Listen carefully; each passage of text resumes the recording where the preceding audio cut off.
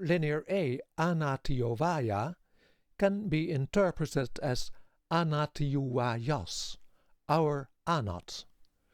She may well have had her own shrine in the peak sanctuary of Mount Juchtas.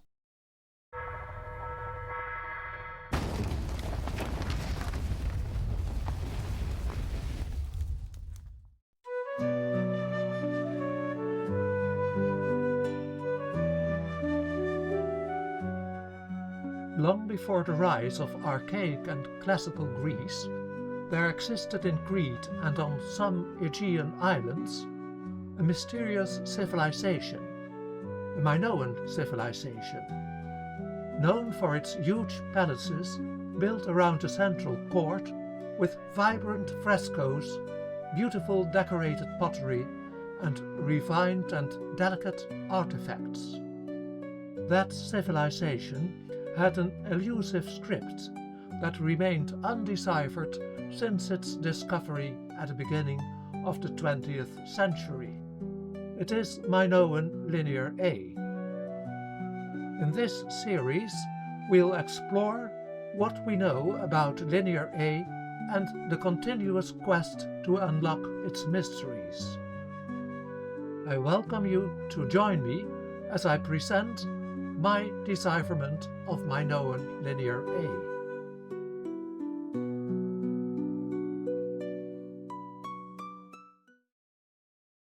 Welcome to episode 5 of my podcast series on the decipherment of Minoan Linear A.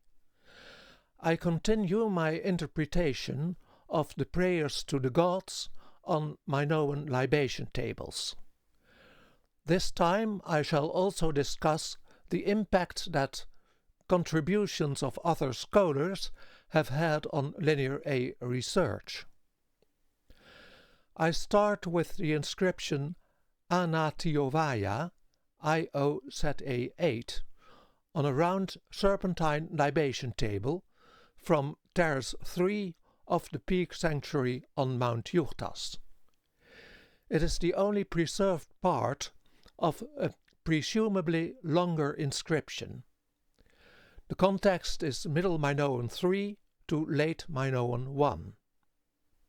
We observe that Linear A Anatiovaia, IOZA8, analysis Anatiouvaios, has the same ending Iovaia as Ataiovaia, analysis Ataiouvaios, on many other libation tables that equals the reconstructed Hurrian absolutive Ataivaios, our Father, with the Hurrian enclitic possessive pronoun Ivaios, our, in cuneiform, but with Uvaios in Linear A.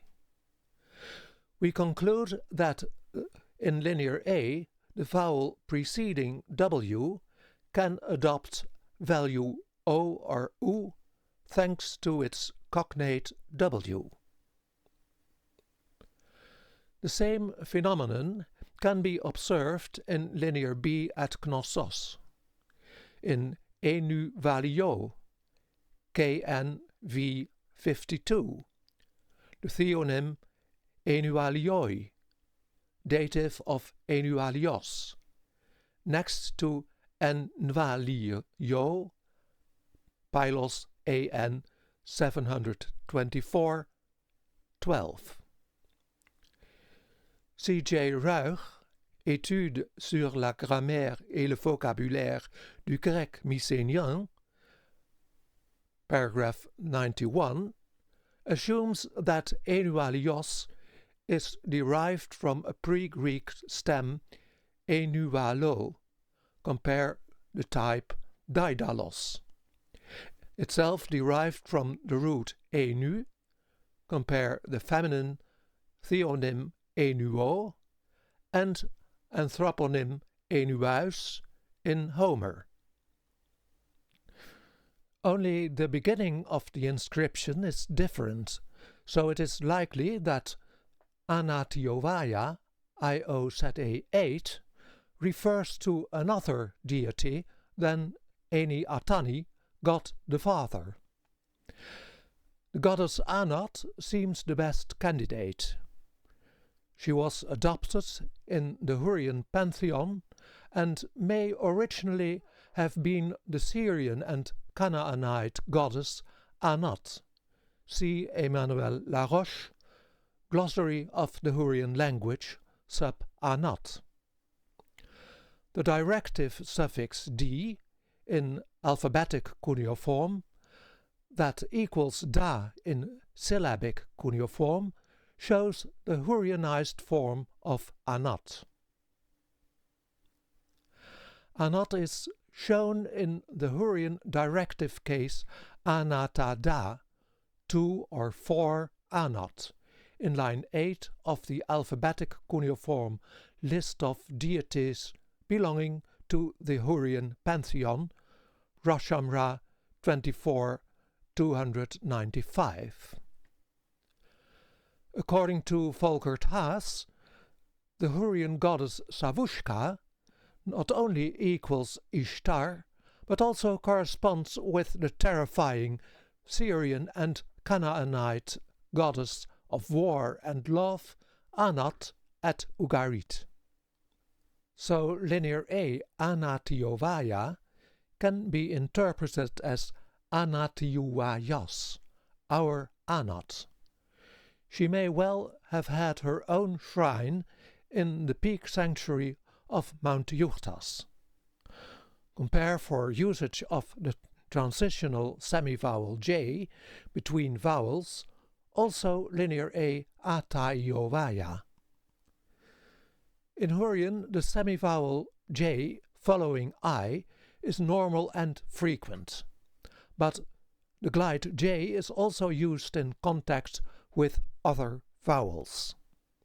This may be the right moment to discuss the impact that the contributions of scholars like David Packard, Jacques Raison, Maurice Pope, Louis Godard, Jean-Pierre Olivier, and Yves Duhoux have had on progress in Linear A research.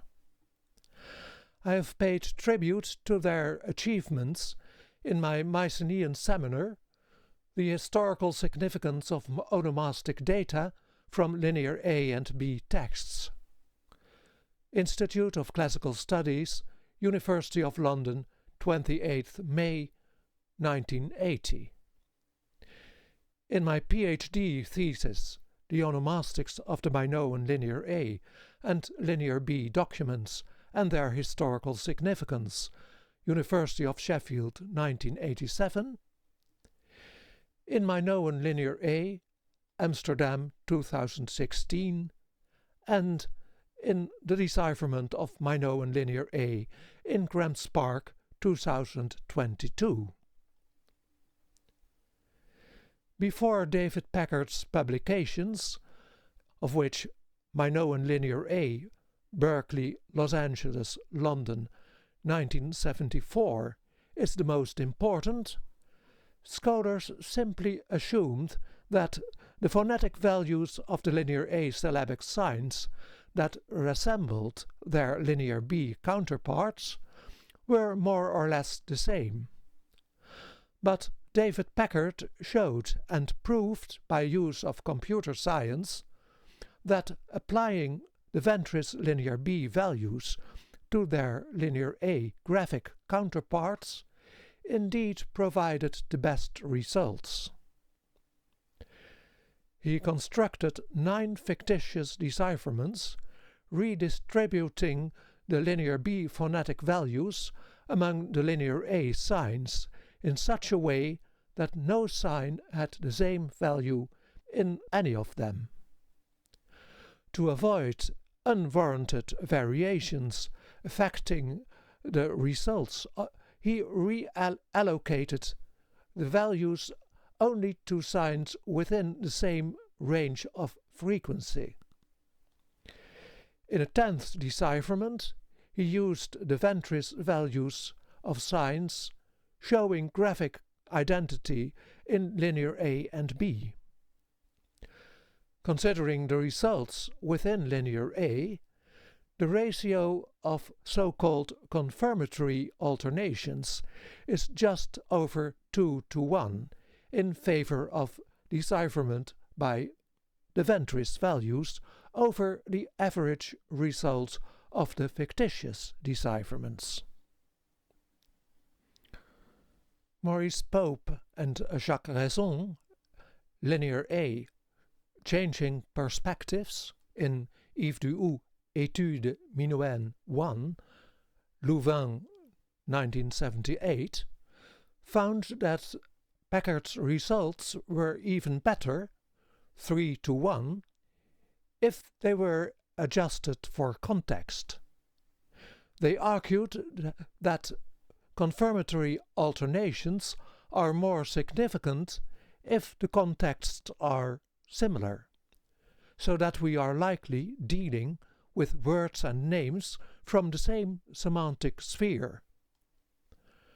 Likewise, comparing Linear A with Linear B, the ratio of confirmatory alternations is just over 3 to 1 in favor of decipherment by the Ventris values.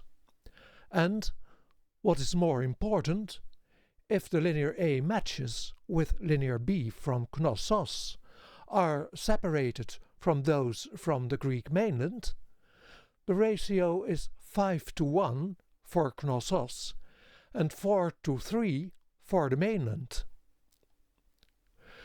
Jacques Raison and Maurice Pope also published Le vocabulaire du Linéaire A en translittération in the same issue of Études Minoennes 1. In the previous year, they had already published Index transnuméré du Linéaire A, Louvain 1977. In 1980, they published the first, and in 1994 the second revised edition of Corpus transnuméré du Linéaire A, Louvain la Neuf. Actually, Maurice Pope, University of Oxford, also acted as external examiner during my examination for the degree of Doctoral Philosophy at the University of Sheffield in 1987. The photographs and transcriptions of all Linear A texts published by Louis de Godard and Jean-Pierre Olivier, Recueil des inscriptions en linéaire A, volumes 1 to 5, Études crétoises 21, 1 to 5, Paris 1976 to 1985, were essential for my research and that of many other colleagues. Recently, the first supplement to this monumental work was published by Maurizio Del Freo and Julien Surbach. Recueil des inscriptions en linéaire A, supplément 1, Études crétoises 21, 6, Louvain 2024. Of course, the bibliographies in my books on the decipherment of Minoan Linear A contain many more names and of authors and their publications than the very short list mentioned here. Yves du also published his own contribution, Une analyse linguistique du linéaire A, in Études Minoennes 1, Louvain 1978. His treatise answered some important questions. From the relatively low number of non-ideographic signs, one may infer that one is dealing with a notation of open syllables. Vowels, diphthongs and consonants followed by a vowel or diphthong. This was confirmed by the already deciphered syllabaries of Linear B and Classical Cypriot, cognate with Linear A. The conclusion is that non-ideographic sequences in Linear A probably don't represent phrases but words or names, themselves susceptible to constituting phrases.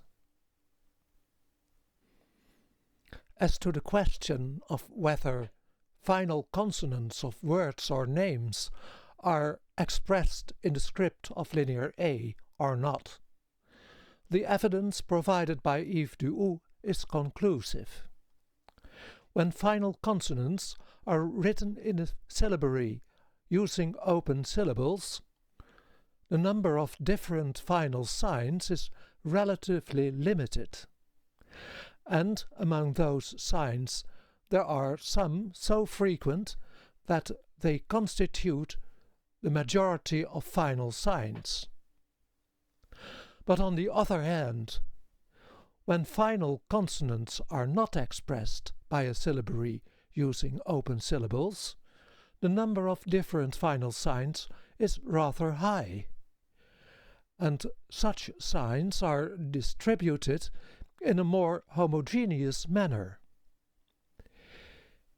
Incidentally, these observations do not depend on the idiom for which the script is used. The evidence found by Yves Duhoux in Linear A shows that in the 790 sequences which are intact, 81 different final signs are used. Moreover, the three signs, 22, 54 and 92, that are most frequent at the end of a sequence form the end of only 17% of the sequences. The most frequent final sign, 22, only appears at the end of 7% of the sequences. Such evidence is typical for absence of a notation of final consonants. Yves Duhoux said nothing about the other orthographic conventions of Minoan Linear A. The most important question is, were the Linear B orthographic conventions, especially with regard to the treatment of consonant clusters in a script that used only open syllabic signs, indeed derived from Linear A? Particularly, in view of the matches between pre-Greek names in Linear B and some Linear A sequences, it seemed from the very start most likely to me that not only most of the phonetic values of Linear B syllabic signs were derived from Linear A, but that the Linear B orthographic conventions were inherited from Linear A as well. The decipherment of Minoan Linear A has indeed offered many examples confirming that this is exactly the case. For instance, Hurrian personal names, known from cuneiform texts, are written with Linear A exactly according to the orthographic conventions known from Linear B. During the whole process of decipherment, I have therefore always strictly obeyed these rules. An advantage is that the decipherment of Linear A offers in this respect additional external evidence that the Linear B orthographic conventions, as described by Michael Ventris, were correctly defined. Yves Duhoux investigated in an experimental way whether Linear A shows specific morphological features that might reveal characteristics of the idiom written with it. He recognized the special problems of observing such features in an undeciphered syllabic script that might actually disguise some of the characteristics of the idiom written with it, owing to its orthographic conventions.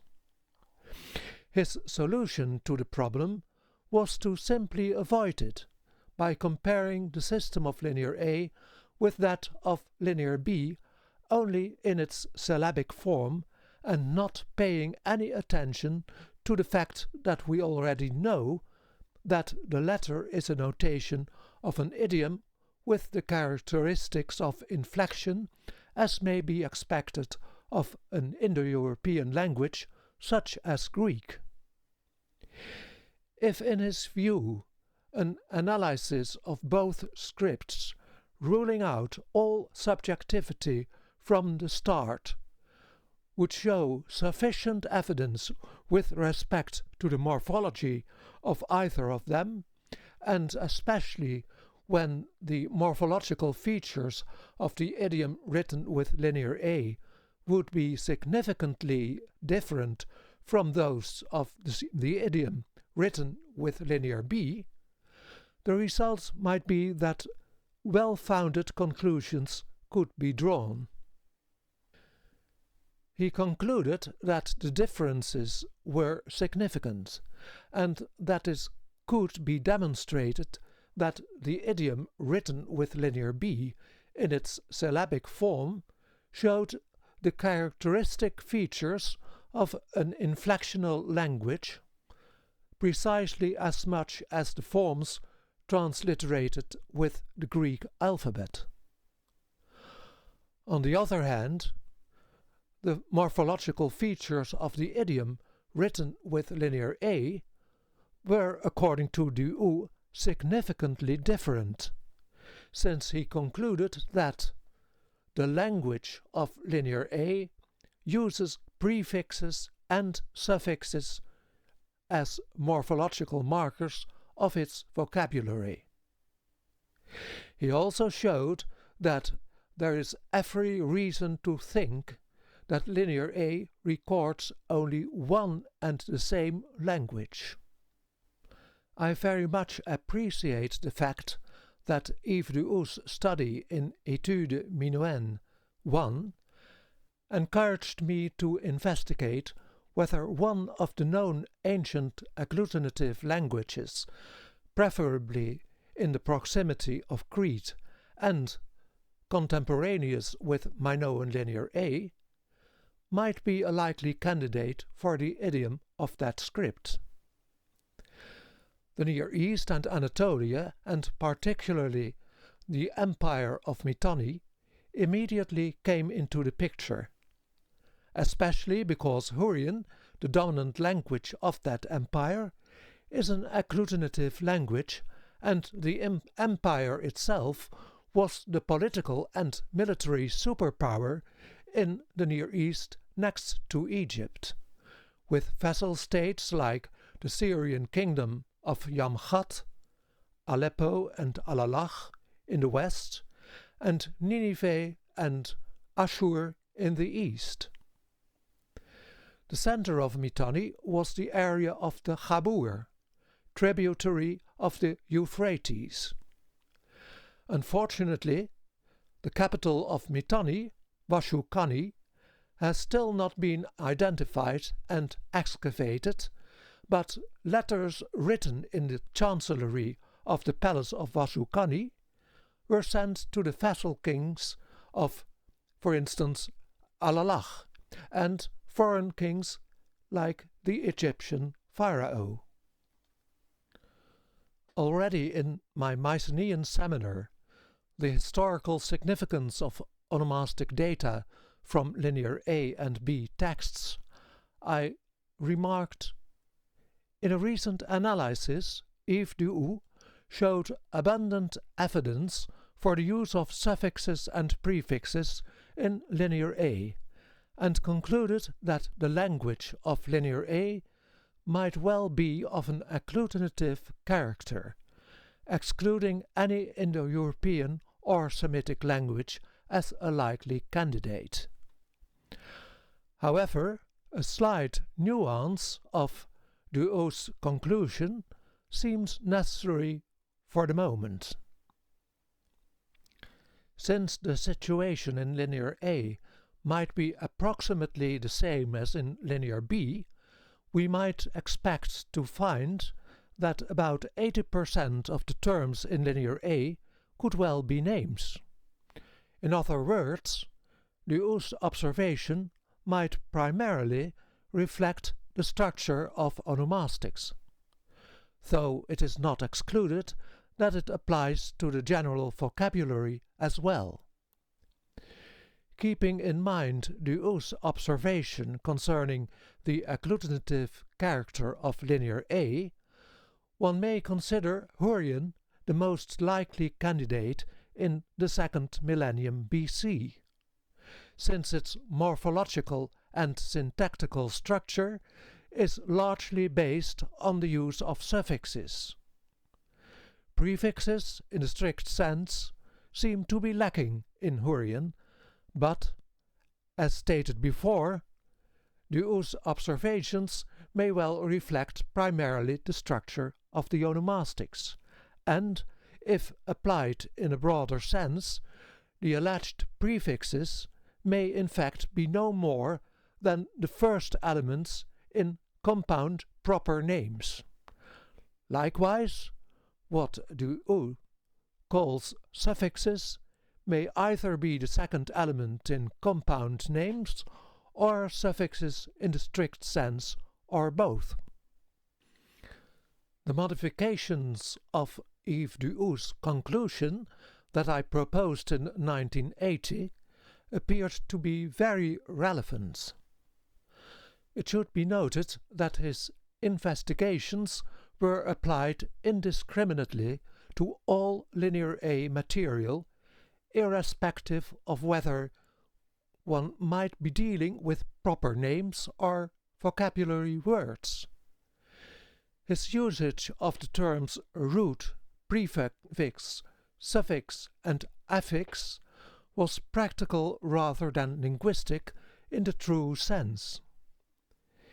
He cautiously and deliberately provided these terms with quotation marks and confirmed that they were only chosen to facilitate his research and didn't have the same meaning in his treatise as they normally have in linguistics. He gave the following definitions.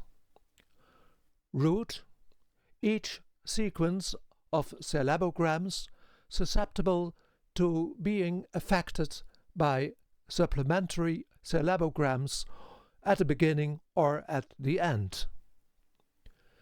Prefix, each syllabogram or group of syllabograms susceptible to being fixed to the beginning of a root. Suffix, each syllabogram or group of syllabograms susceptible to being fixed to the end of a root. Affix, each prefix or suffix. His analysis dealt with what can be inferred from a script used for a language that wasn't yet identified. In fact, he compared two cognate scripts, of which only the identity of one underlying idiom had been revealed by the decipherment by Michael Ventris. However, one issue kept bothering me. Duo had been cautious with regard to the formulation of the starting points of his research and the methods that he used to compare the scripts of Linear A and B.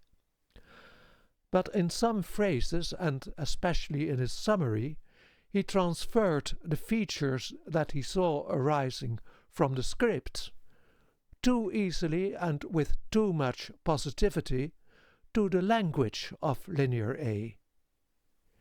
In Etude Minoan 1, he wrote, "Let's conclude.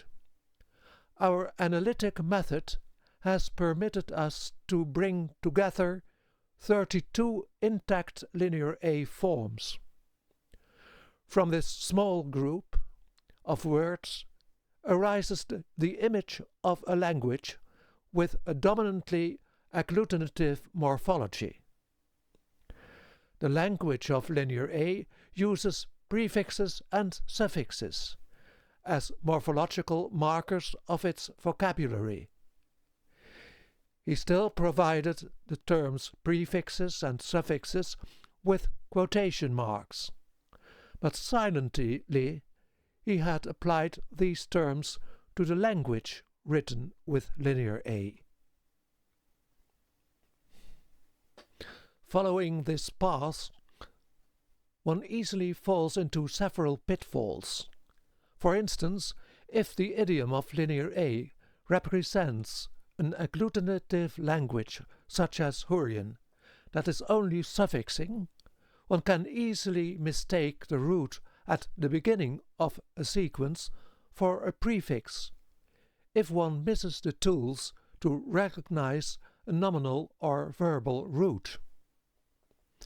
And what are the consequences if one is dealing with sentence names that usually contain either two nominal elements or a verbal and a nominal element? This means that a Hurrian sentence name contains two roots.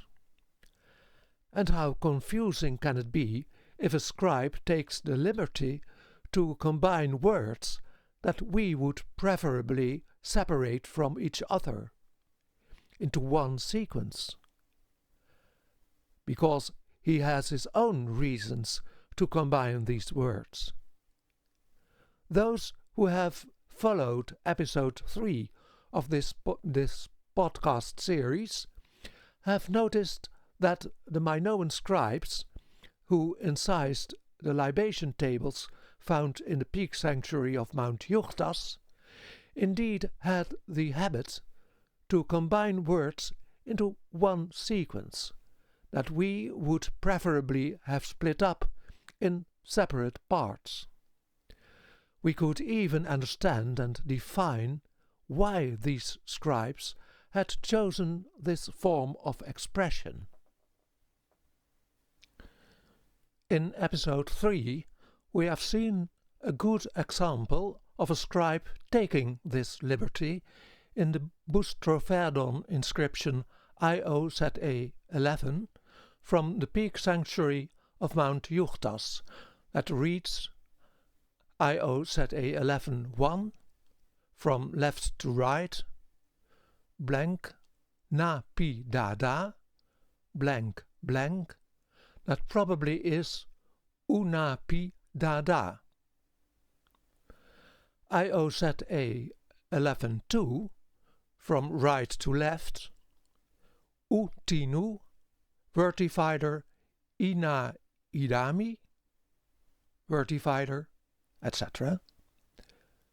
Of these, utinu, vertifider, ina idami, read by Raison Pope 1994 and by me, offers a clear analysis, ushtinu, consisting of the Hurrian verbal root usht, to bring out, to bring forth, plus the marker of transitivity I, plus the optional allomorphic enclitic personal pronoun nu instead of na or ni. Him, her, it. That can be interpreted as bring it, namely the child, out, or bring it, childbirth, forth. Linear A utinu can be analyzed as Hurrian ushtinu because an S preceding an occlusive is not expressed in Linear A and B consonant clusters.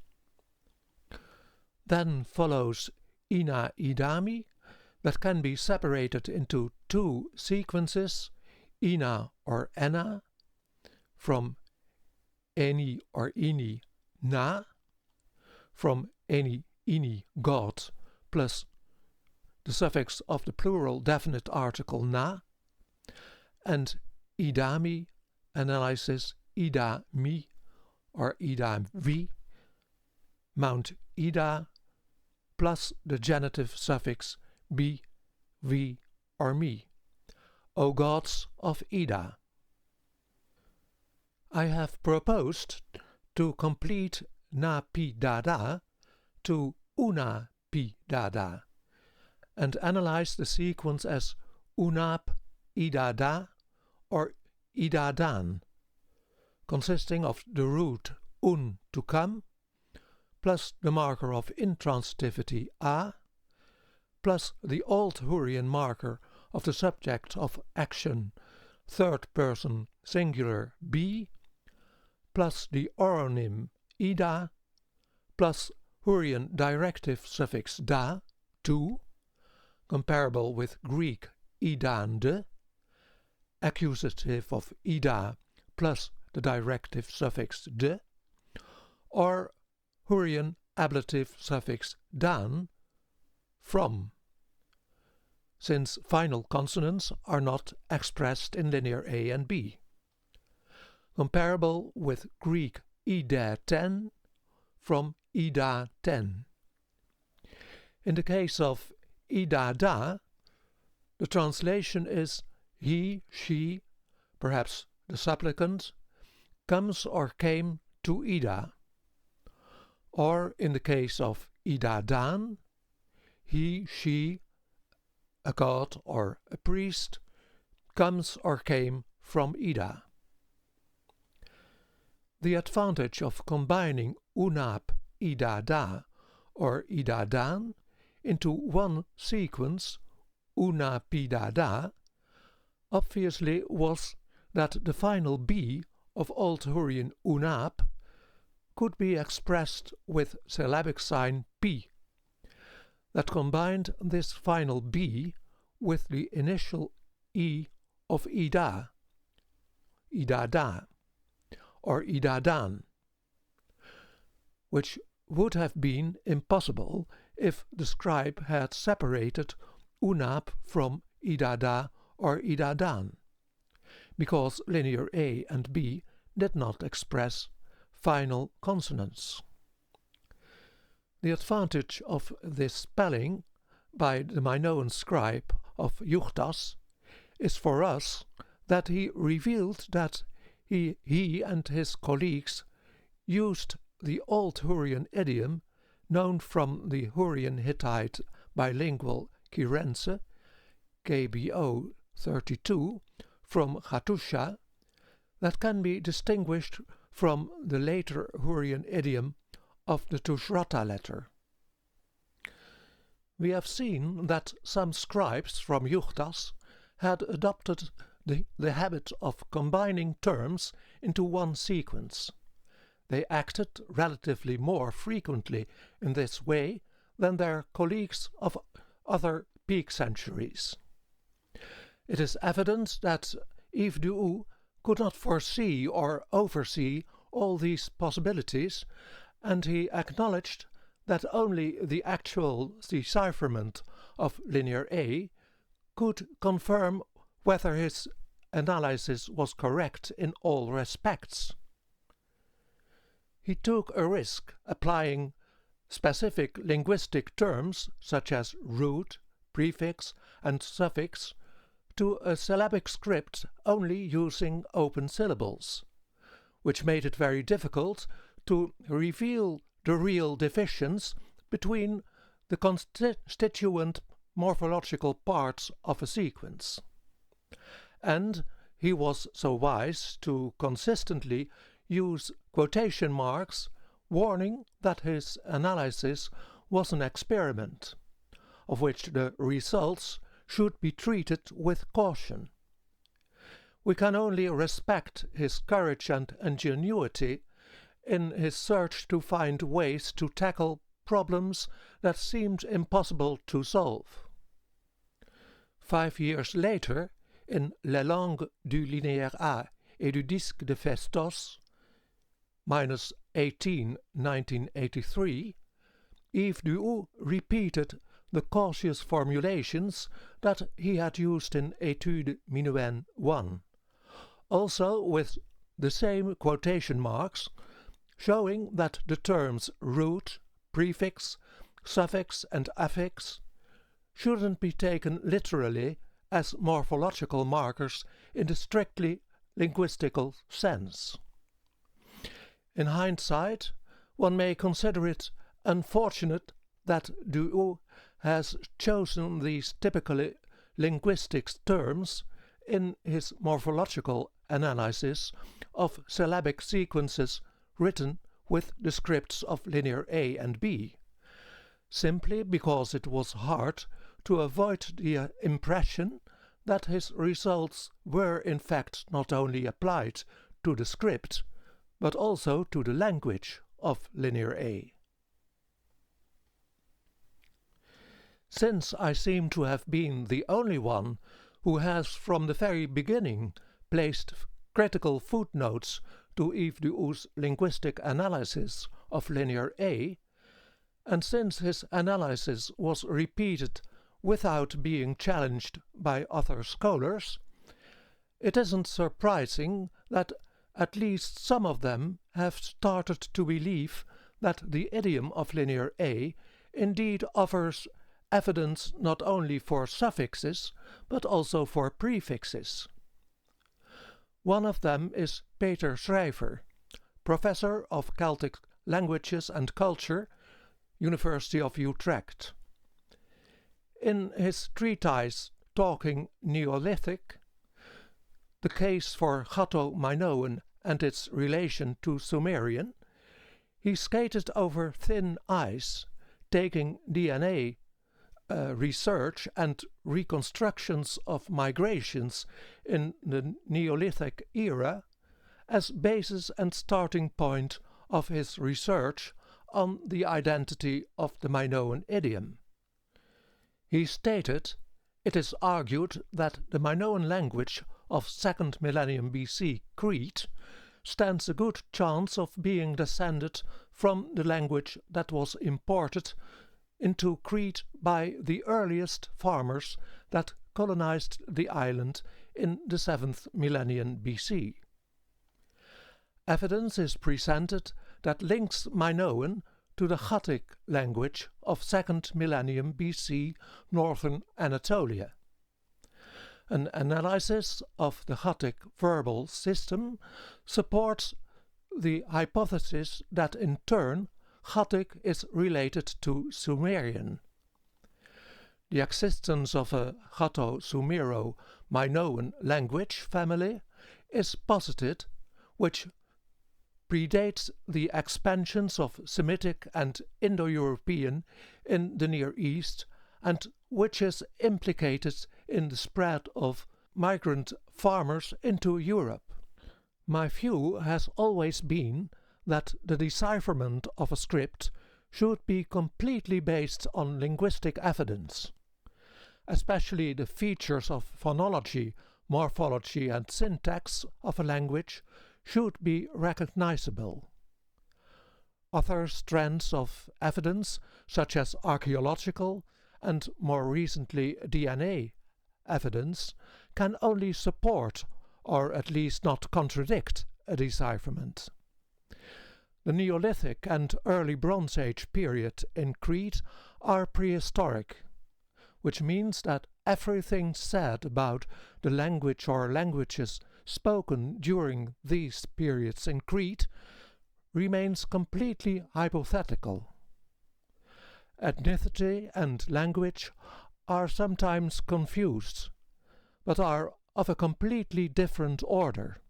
It isn't wise to assume that an alleged continuity of archaeological evidence in a certain area, especially over a long period of millennia, means that the composition of the inhabitants and their language remained the same. Migrations, even in historical times, can sometimes remain invisible or nearly invisible in the archaeological records, especially if the newcomers do not have the same high level of civilization as the resident population has. In my view, signs of continuity are nearly always visible in the archaeological evidence, simply because it hardly happens that a resident population is completely wiped out by the newcomers. So one has to look for signs of discontinuity. Such a sign may well be the building of palaces at the beginning of the Middle Minoan period, and the appearance of a very high level of craftsmanship, especially gold filigree jewelry and the like.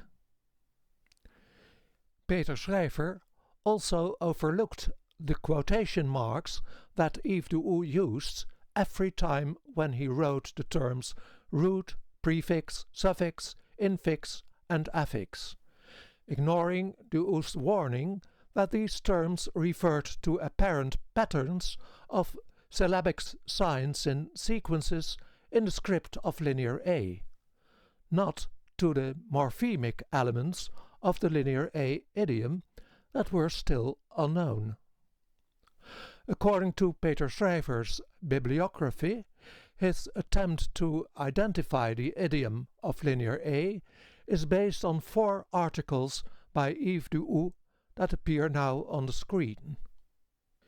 Yves du Houx writes in pre-Hellenic languages of Crete.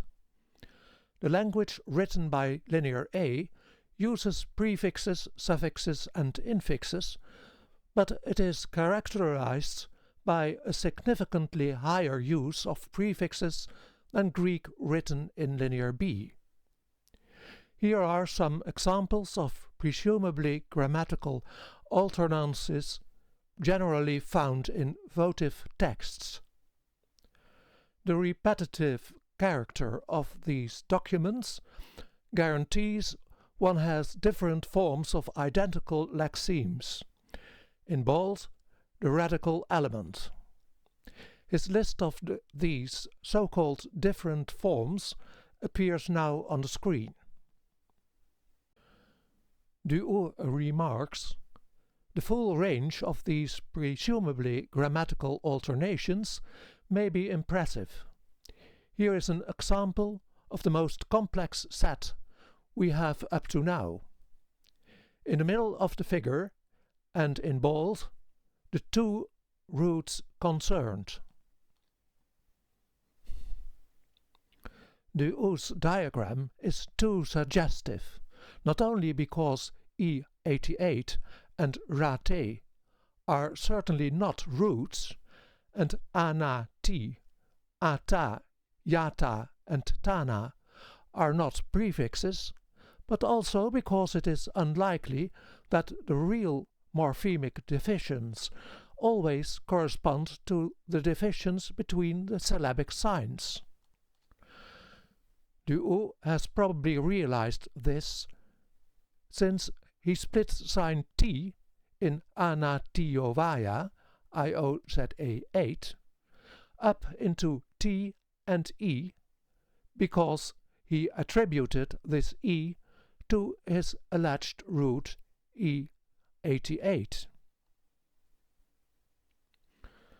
Another problem is that the Houx's lines between the alleged roots E88 and rate and the alleged prefixes and suffixes suggest existence of sequences like tana io deka, tana io uya, tana io vaye, tana io vaya, that are not attested and will never be found in Linear A, since Hurrian tan, to make, do, create, is a verbal root, whereas the Hurrian consecutive suffixes uvayas mark the enclitic possessive pronoun first person plural, following the nominal stem of either atai, father, in Linear A, as in ataiovaya, O our father, or the goddess Anat as in Anatiovaya, IOZA 8, Anatiuvayas, O our Anat, both forms in the Hurrian absolutive vocative case. Peter Schrijver has, probably unwittingly, shown in his article Talking Neolithic, the case for Ghatto-Minoan and its relation to Sumerian, what happens if a scholar accepts the results of research without questioning and verifying the validity of the methods that were used. He writes about the Minoan inscriptions: a number of sacrificial vessels have been found in cultic contexts, mostly in mountaintop sanctuaries. These are called libation tables. Some contain formulaic inscriptions which were studied by Duhou. At the head of many inscriptions stands a highly inflected word. It consists of a chain of prefixes and suffixes surrounding an unchanging core, yo. That core probably represents the lexical root. Linguistic typology suggests that this is a verb and that the prefixes and suffixes may encode some or all of the following elements: actants, subject, direct and indirect object, local reference markers, for instance preverbs, negations, conjunctions and tense, mood and aspect markers. A morphological analysis of the clitic sequences is as follows. Ata nat plus io plus wat janu and some variants. Peter Schrijver's morphological analysis appears to be based on Duhou's assumption that the script of Linear A shows features of prefixes, and Peter Schrijver didn't verify whether these alleged prefixes are real prefixes in the linguistic sense. If he had made an effort to compare other agglutinative languages such as Hurrian, that is largely contemporary with Linear A in Crete, he would have realized that, for instance, Hurrian personal names can be divided into one-word names and sentence names. Sampling the large corpus of Hurrian names at Nutsi and other Near Eastern and Anatolian places with a large Hurrian contingent of the population, he would easily have found many matches with Linear A. Hurrian one-word names always start with a root that can be followed by root extensions and suffixes.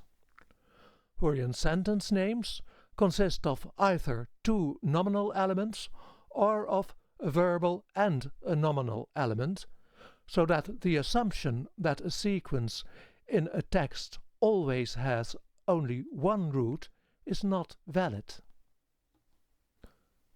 Hurrian is only suffixing, and Peter Schrijver was probably aware of that fact. This fact, combined with too much trust in Yves Duhou's analysis, may well have been the reasons why Peter Schrijver and possibly some other scholars have dismissed Hurrian as a serious candidate for the decipherment of Linear A. Since the decipherment of the Minoan Linear A script proves that the idiom of Linear A is Hurrian, the proposed morphological analysis presented in the diagram of prefixes, root and suffixes must definitely be dismissed as a non-existent and impossible construction. Yves Duhoux used sign 88 in his article Pre-Hellenic Languages of Crete, instead of Raison Pope's phonetic value yo, in their Index transnuméré du Linéaire A, Louvain 1977, page 60. But in Les langues du Linéaire A et du disque de Festos, -18, 1983, he still used the transliteration yo, for instance in Ataiovaya.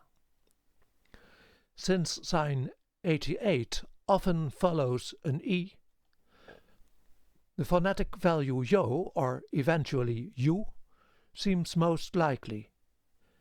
Since O is a close vowel in Hurrian, O and U can alternate in Hurrian and Linear A.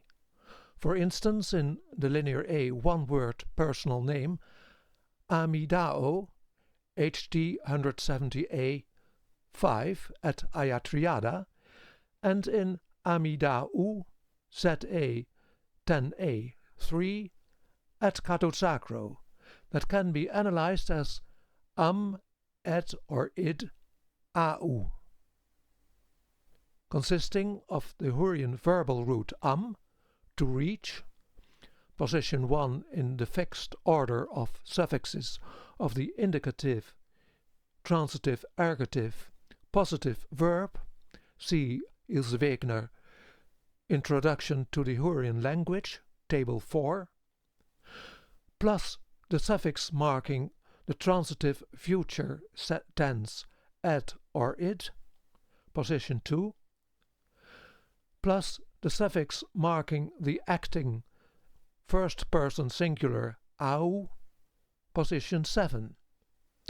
Translation: I shall reach something, for instance, earth. The Hurrian Hittite bilingual Quirense, Liberation, Manumission of Slaves, KBO 32, offers the antipassive sentence ulvine ma, amip, umine, with the Old Hurrian verbal form third person singular in ip. Translation: but it, the roe, reached, amip, the other land. Duhoux rightly mentions in his note 28 with regard to Ataiodeka, ZA ZB 3, from the Minoan farmhouse at Epanotsakro, this text seems not to be votive. Nevertheless, he compares the inscription with those on stone libation tables.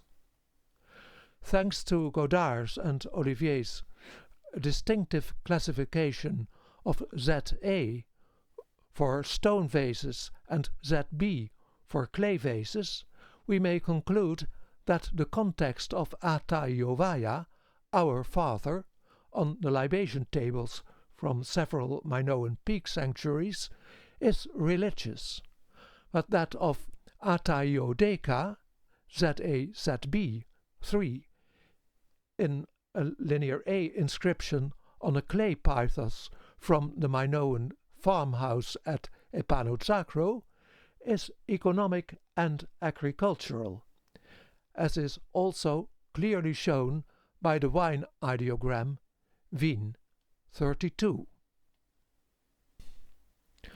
Linear A Ataiodeka can be interpreted as a Hurrian personal name, with Hurrian Atai, father, as first onomastic element, plus transitional semivowel or glide J between vowels. The second nominal element, UDK, in the active case A, means as protector. Ilse Wegner, Introduction to the Hurrian Language 2007, provides an attractive solution for the ending K in Linear A Ataiodeka, ZA-ZB 3-2. She doesn't agree with Emmanuel Laroche and the scholars who followed him in this respect, on the negative interpretation of kadi kuni as the one who doesn't speak, deaf-mute. She points to a nominal element with double K, often in connection with oni, in descriptions of persons.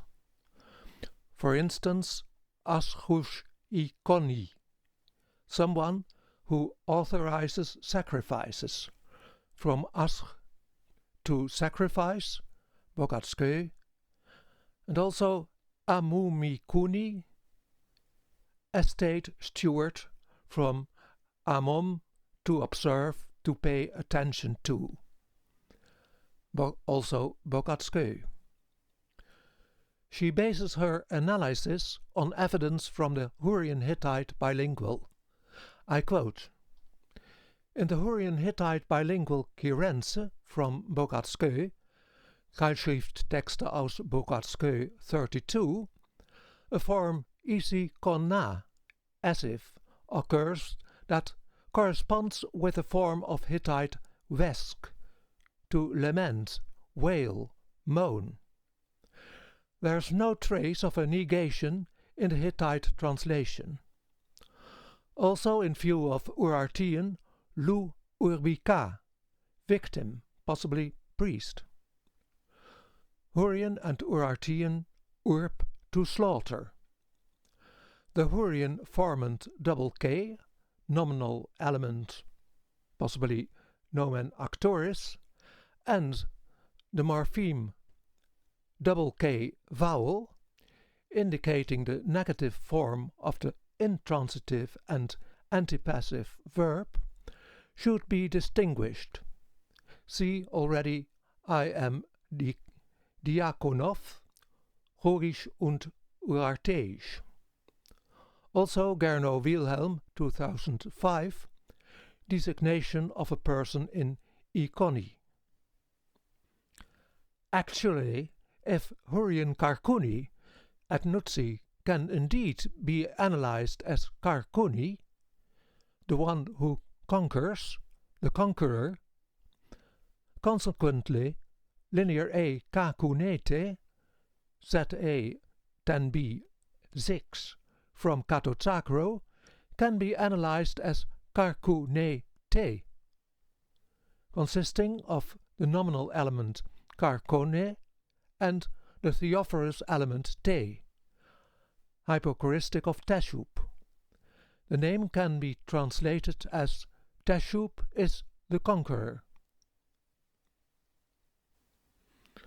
As a matter of fact, Hurrian Kargarni means round shield, and the linear A and B syllabic sign K can also be used as ideogram for rota, wheel, often in the context of parts of chariots, and as part of the linear A ideogram ver plus parma. That means man plus small round shield, or as ver parmatus, man armed with a small round shield. I prefer the description ver parma or ver parmatus to that of ver plus k. Linear A provides more personal names that may well contain a formation offering a designation of a person in ikoni, namely Titikuni, HT 96A1 from Ayatriada, and Titiku, HT 35-1 from Ayatriada, and ZA-ZB32, probably not accidentally, in the same line as Ataiodeka on the Pythos from the Minoan farmhouse of Epanotsakro. Maurice Pope has compared these linear A personal names with Hurrian Titiku and Titikun at Alalach. See Maurice Pope Aegean Writing and Linear A, Studies in Mediterranean Archaeology, Volume 8, Lund, 1964. Anne Drafcorn, later Anne Kilmer, had already analyzed TTQ, AT 181, 15 at Alalach 4, as a Hurrian personal name, TTQ, in her PhD dissertation Hurrian and Hurrians at Alalach, University of Pennsylvania, 1959. Linear A Titicuni can now be analyzed as a one-word personal name, Titicuni, based on the Hurrian root tit, tit, and the nominal suffixes iconi, see Ilse Wegner Introduction. This formant double K, often occurring in descriptions of persons, should not be confused with negation suffix double K plus vowel in intransitive and antipassive verbal forms. Hurrian titi kun, analysis tidi kun, with a voiced second dental at Alalach, is a shortened form of tidikuni, root tid, whereas the Linear A names titiku and titikuni have voiceless initial and second dentals, root tit. Since the Linear A personal names titiku and titikuni, as well as titiku and titikun in at Alalach, contain the root tit, tit, to attack, it is justifiable to translate them tentatively as attacker. Compare the Urartian parallel lu urbica, victim or possibly priest, from Urartian and Hurrian urb to slaughter, sacrifice. Lu is the sumerogram for man and determinative for male gender. Linear A ataiodeka is probably a Hurrian personal name consisting of two nominal elements that can be analyzed as atai udeka, father or God the Father, as protector. Since many Hurrian personal names contain a theophorus element, and since the archetype ata iva shuush, our Father, in the Tushrata letter, is directly connected with Teshub, our Lord, see Johannes Friedrich, Kleinasiatische Sprachdenkmäler, Berlin, 1932, page 32, Dingir te eshu paash, ipri iva shuush, ata iva shuush, Metani 418, Teshub, our Lord, our Father. It seems preferable to interpret the onomastic element atai in personal names primarily as a theophorus element referring to God the Father, usually equivalent to Teshub. It is, of course, convenient that the element father refers at the same time to the father of the child and head of the family. In a sense, the father of flesh and blood is not only the name giver, but also appears as an intermediary between the head of the pantheon and the newborn child. The O of Yo in the absolutive Ataiovaya, our Father, at the beginning of Minoan libation formulas, belongs to the Hurrian enclitic possessive pronoun first person singular oa, ua, followed by the pluralizing suffix ash, and the phonetic value ou can probably be explained from the following cognate W of va, but the O of yo in the linear A sequence ataiodeka must belong to the second onomastic element of the personal name udk. This second onomastic element is probably nominal, but contains the verbal root ud ot, to protect. See Ilse Wegner zum Namen des Udip Shari. Altorientalische Forschungen 30, 2003. She was the first to offer the meaning to protect. See Thomas Richter, Bibliographic Glossary of the Hurrian Language, 2012, and VHN 2016, sub ud, to protect. Linear A K in ataiodeka can be explained as the formant double K, nominal element or possibly nomen actoris, plus the marker A of the Hurrian essive case. Since God the Father, as a protector, provides a very good meaning for the personal name ataiudeka, it seems preferable to qualify the double K formant as a nomen actoris, as in titiku and titikun et alalach, and in linear A titiku and titikuni, so not as a so-called honorific suffix ga, ka, as in the Hurrian theonym saushka, savushka, analysis savoshka, or as a diminutive suffix as in astaga, little woman, and ta'achaka, analysis tachaka, little man, in the Ugaritic bilingual 15, and ta'acha'akaan, analysis tachakaan, Ugaritic bilingual 18, see Ilse Wegner Introduction.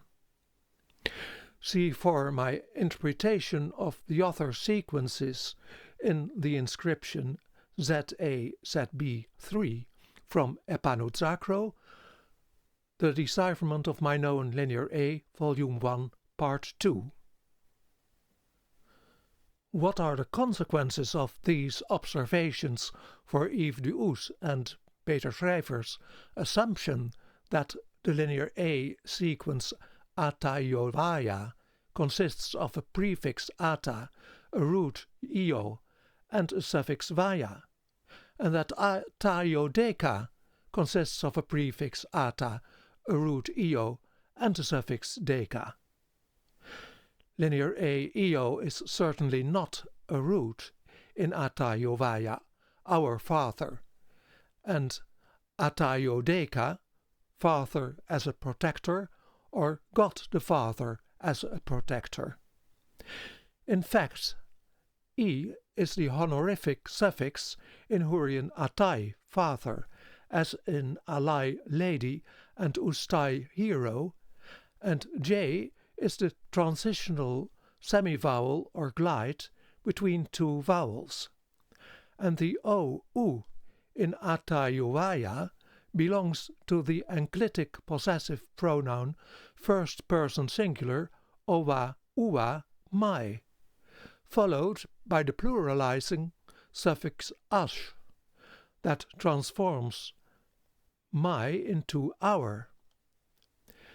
The second J is again a transitional glide between two vowels. The O, U, in the Hurrian sentence name ataiodeka belongs to the Hurrian root ot, ud, to protect.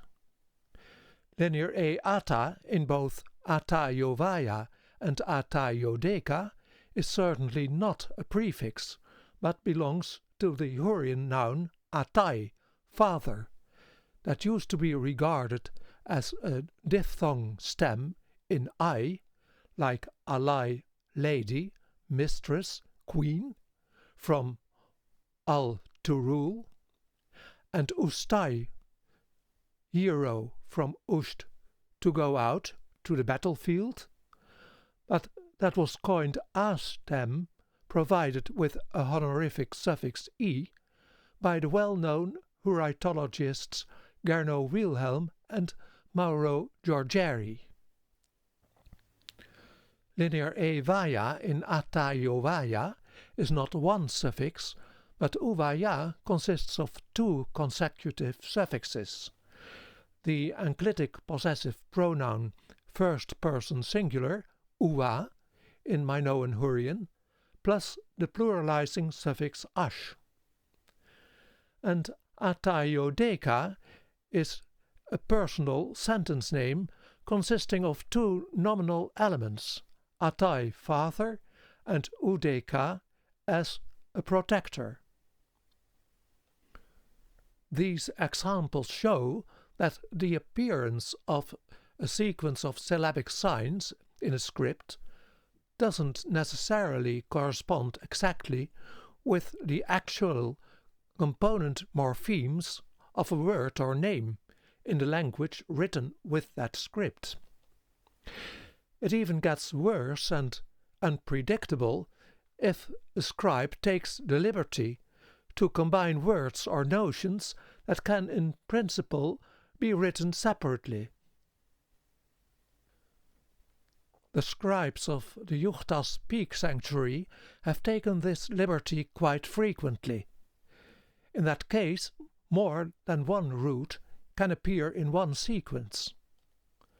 The phenomenon isn't rare, for we have encountered it in the frequent linear A sequence una kanasi, analysis unar chanasi, bring childhood, childbirth, again and again, in libation formulas in many peak sanctuaries.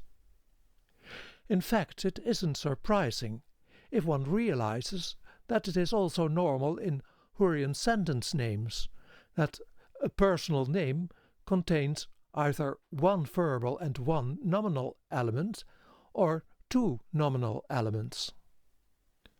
Yves Du mentions Tana'i 88 Utinu, that is Tanaio Utinu, IOZA6, from Mount Juchtas, in his list of examples in pre-Hellenic languages of Crete, but not Tana Rate Utinu, IOZA 22, from Juchtas. Nevertheless, it is clear that he refers to this sequence as well, because in the diagram beneath his list he mentions an alleged root rate that he connects by means of a line with his alleged linear A prefix tana, and by means of another line with his alleged linear A suffix utinu.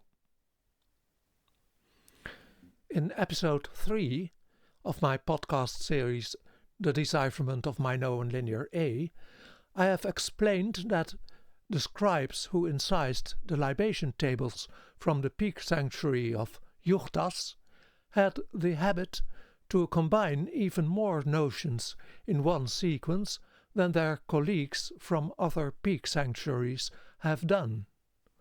For instance, the Bustrovedon inscription IOZA 11 reads, line 1, from left to right, blank na pi dada, blank blank, that is probably una pi dada, blank blank, and line 2, from right to left, utinu, word divider, ina idami, word divider.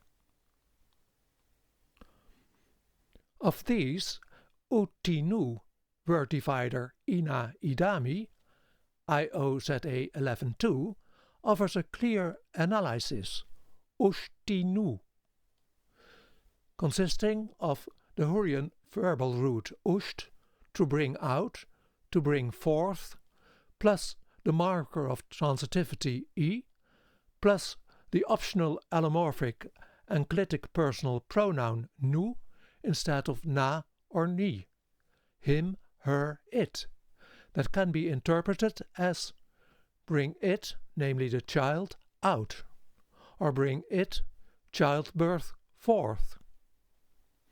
Linear A utinu can be analyzed as Hurrian ushtinu, because an S preceding an occlusive is not expressed in linear A and B consonant clusters. Then follows ina idami, that can be divided into two sequences, ina or enna, from ini na, from any ini god, plus the suffix of the plural definite article na, and idami, analysis ida mi or ida vi, Mount Ida, plus the genitive suffix bi, vi or mi, O gods of Ida. Isolation of utinu, IOZA 11.2, justifies separation of tanarate, analysis tanarante, from tanarate utinu, IOZA 2.2, and of tanaio from tanaio utinu, IOZA 6. Since tanarate directly follows the well-known sequence silute, be benevolent, O Teshup, or treat us kindly, O Teshup, it is justifiable to analyze tanarate, IOZA 2.2, as tanarante, practice witchcraft, magic, work charms, again and again, O Teshup. According to Thomas Richter, Bibliographic Glossary of the Hurrian Language, tan, passim, tin, ugarit, means to make, to do, and tanan, bokachke, to practice witchcraft, magic, to work charms. As compared to tanan at Hatusha, linear A tanaran contains not only the causative root extension an, but also the factative and iterative root extension ar. See Ilse Wegner, Introduction. The linear A personal name tanate, ZA 10A1, on a tablet from Cato Zacro, can reflect tanante, tananteshup, practice witchcraft, magic, work charms, O Teshup. We may conclude linear A tana in tanarate utinu, IOZA 2.2 from Juchtas, comprises the first two syllabic signs in this syllabic sequence, but is definitely not a prefix in the idiom of linear A. In fact, tan is a Hurrian verbal root to make, do, create. Linear A rate in tanarate utinu is certainly not a root in the linear A idiom. We conclude on the basis of utinu vertifider ina idami vertifider IOZA 11.2 that linear A utinu in tanarate utinu IOZA 2.2 and tanaio utinu IOZA 6 is certainly not a suffix in the linear A idiom. The Minoan scribe of Mount Juchtas, writing tanaio utinu IOZA 6 as one sequence without a vertifider before or after sign yo, hasn't made it easy for us. Verbal forms in I represent the Hurrian final dabitive that expresses purpose, command, or necessity, introduced by in order to, in order that. I propose to reserve this designation for subordinate clauses and to use the term adhortative for principal sentences, main clauses, in the sense of let somebody do something. Adhortative tanai may already be complete, so that yo can be interpreted as a conjunction, you or yo, and. Ephraim Spicer, Introduction to Hurrian, Emmanuel Laroche, Glossaire de la langue ourite, and Thomas Richter, Bibliographic Glossary of the Hurrian language, have defined you as relative theme or conjunction. In that case, it is a quasi-proclitic comparative particle, as well as, or a conjunction, and. Comparable with Linear A quasi-proclitic ja je in ja dicitete, from ja or je plus a dicitete, and in ja sasarame, from ja or je plus a sasarame. Contraction of A plus A becomes long A. In fact, Hurrian ja je and yo you may just be variants. If this analysis is correct, the two model forms, the final dabitive or adhortative tanai, let he create the child, and the imperative ushtinu, bring it the child out, or bring it childbirth forth, are connected by the conjunction you, and, which yields a possibly deliberate variation of style.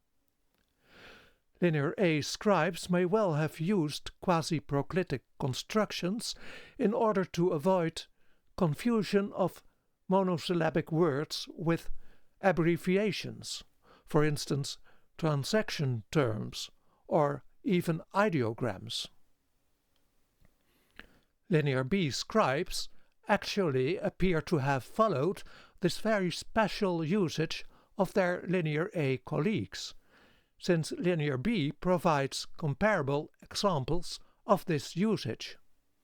Remarkably, with respect to the same category of monosyllabic words, o u di dosi, at Pylos, that reflects u di donsi, they do not give, as if u, not, and di donsi, they give, form one sequence. O di dosi at Pylos, that equals ho di donsi, ho equals Homeric hos. Thus, in this way, they give. Yo dososi at Pylos, that equals yo dosonsi, yo is Attic hos, as they will give. See C.J. Ruig, Études sur la grammaire et le vocabulaire du grec mycénien, Amsterdam, 1967. It has to be emphasized that such usage cannot be used as evidence for prefixes in Hurrian, since Hurrian is only suffixing. It is merely a matter of a practical solution invented by the scribes in order to counter a practical problem in the scripts of Linear A and B. So it has nothing to do with the structure of the language, as the Linear B examples clearly show. We should also realize that Ephraim Spicer, Emmanuel Laroche, and Thomas Richter never called you a prefix, but a relative theme or conjunction. Uartian you may well be cognate with Hurrian you. One detail keeps bothering me. The imperative ushtinu represents the second person singular, which we expect in connection with the absolutive vocatives ina ta, contracted ini or any ata, God the Father, and yasasarame. But the final dabitive tanai represents the third person singular. The Hurrian final dabitive or adhortative third person singular occurs more often in Minoan Linear A. For instance, in a complete Hurrian sentence consisting of 19 Linear A signs without word dividers, on the gold signet ring from the necropolis of Mavros Pilio near the palace of Knossos. That will be the subject of one of the next episodes. See also the decipherment of Minoan Linear A, Volume 1, Part 1, Chapter 10, Paragraph 1. It also occurs in two Linear A personal names. The sentence name Makaise, ZA 8-4 from Katotsakro, analysis Makaishe, consisting of the Hurrian root mag, to give, to grant, plus the formant I, marking the adhortative third person singular, plus nominal she, frequent shortened form of shena, brother, or sheni, the brother, in personal names. Let he, she, namely a god, or the mother, give a brother. And the one-word name Makaita, ZA 5b 223 and PK 17 from Katotsakro and Palaikastro. Mag-ai-ta, consisting of Hurrian magai plus the enclitic personal pronoun first person singular ta, me, marking the object of the transitive verb. Let he, she, namely a god or the mother, give me. The subject me refers to the newborn baby. In cuneiform, ta is written with double T to express voicelessness of the dental stop. We see that name-giving in Hurrian society can be addressed from different points of view, from that of the gods, that of the father or mother, or both, or that of a deceased brother, or that of the newborn baby itself. As far as I know, the second person singular and plural of the final dabitive or adhortative haven't been identified in cuneiform Hurrian, so it would be welcome if Linear A ta na io can be separated from ta na io utinu IOZA6 and be analyzed as final dabitive or adhortative second person singular, tan I yo. You may create, in order that you create, with the division after instead of before sign yo. This interpretation is only conceivable if the marker of the subject of action, o, u, of the second person singular, of the transitive, ergative, indicative, can be applied to the transitive final dabitive or adhortative second person singular. Ilse Wegner, Introduction to the Hurrian Language, mentions that the verbal forms with the formants I are interpreted as final dabitive or final optative according to E.M. Diakonov, Hurrisch und Urarteisch, F.W. Bush, Grammar of the Hurrian Language, M.L. Kachikian, Huritskie I Urartskie Yatsiki. According to Ilse Wegner, they are semantically similar to the usive mood, so that a distinction is not always possible. Just like the forms in Eva, those in I can be combined with a second formant of the optative il, but I and Eva exclude each other. As marker of the plural of the subject of action, the pluralizer scha appears. See Ilse Wegener Introduction, Table 12. In the Tushratta letter 422 and some texts from Bogatske, the formant I occurs with other formants such as im and il.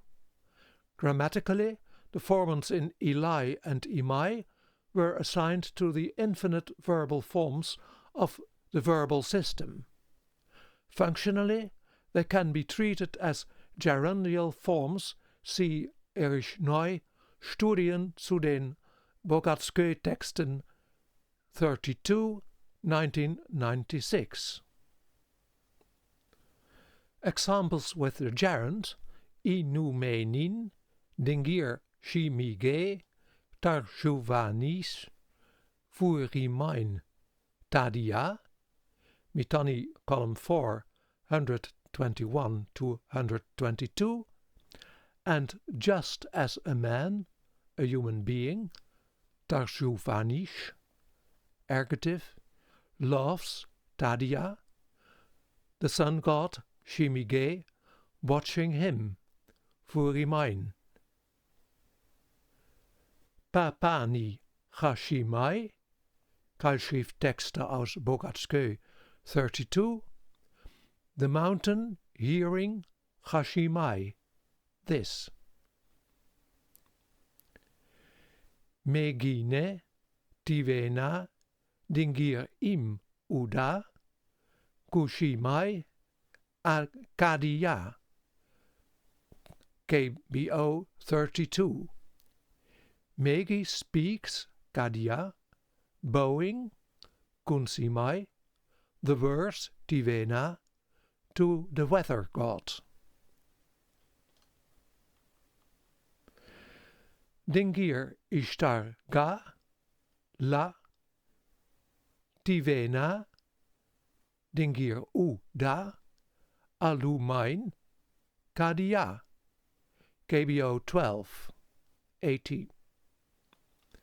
The goddess Ishtar says, Kadia, speaking, Alumain, the words Tivena, to the weather god. I should like to add that Ga in Dingir Ishtar Ga indicates that the fierce Hurrian goddess Savushka, equivalent to Ishtar, is meant in this sentence.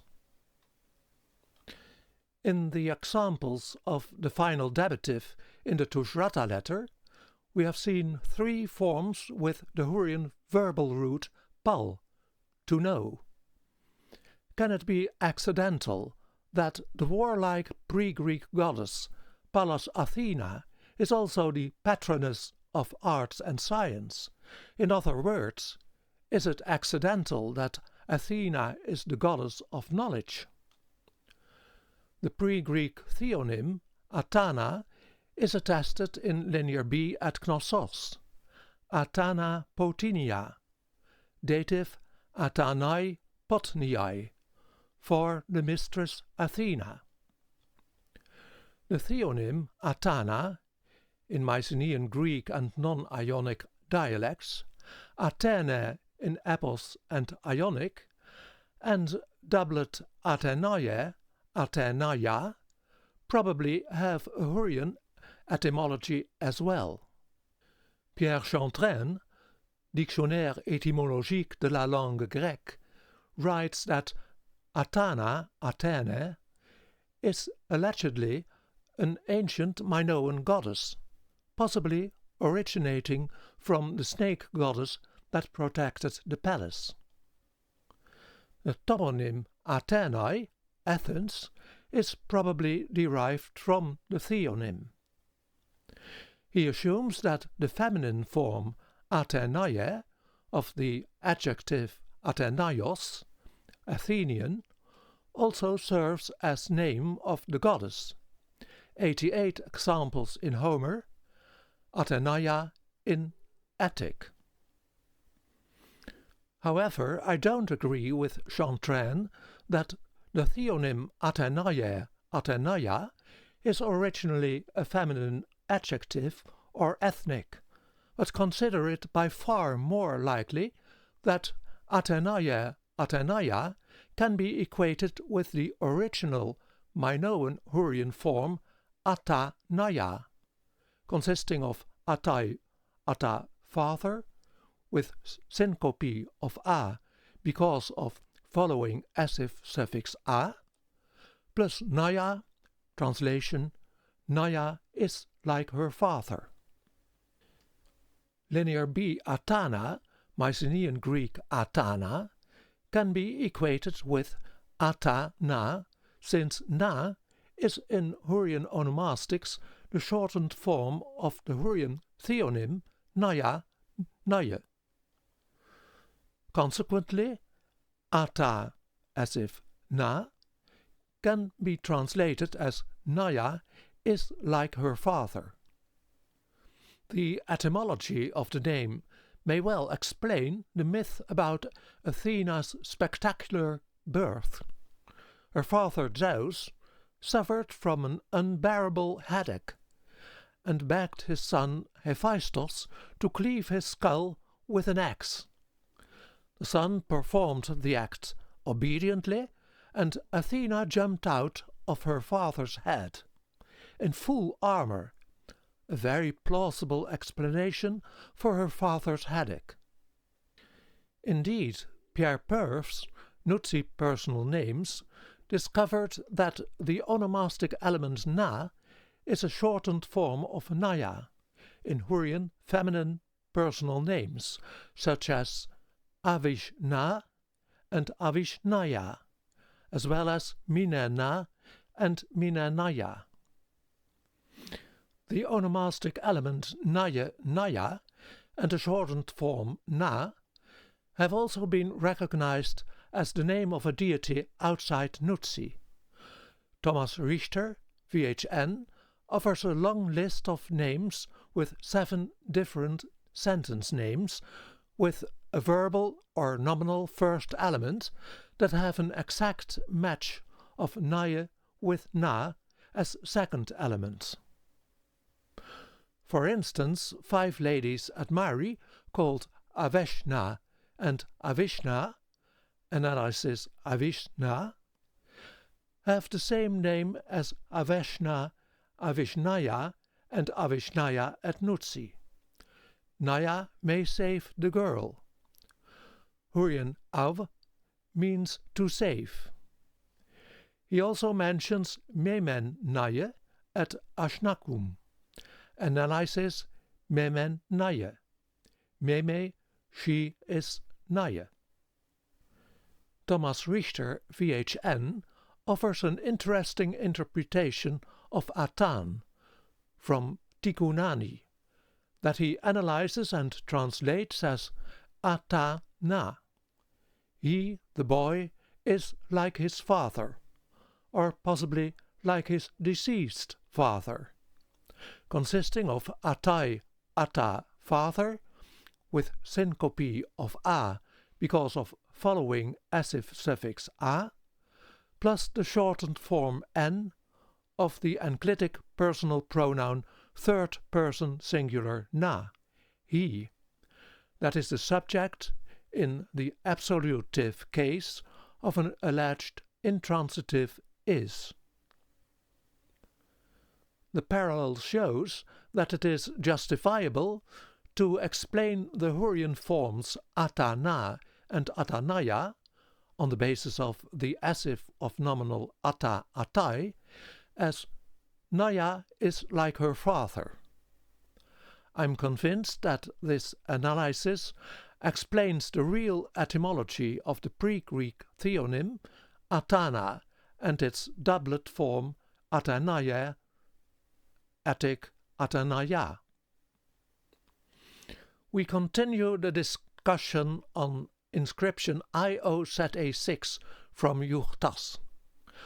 I prefer to separate the vocative inata from idodck in the sequence inata idodck, since idodck, Old Hurrian id ud I sika, consists of the verbal root id, to beat, strike, plus the Old Hurrian negation suffix od ud, plus the marker of transitivity I, plus the designation of an object or instrument, gish siga, attested at Hattusha, corresponding with Hittite gish gaksa, gish tarmasa, a wooden peg, stick. See Thomas Richter, Bibliographic Glossary of the Hurrian Language.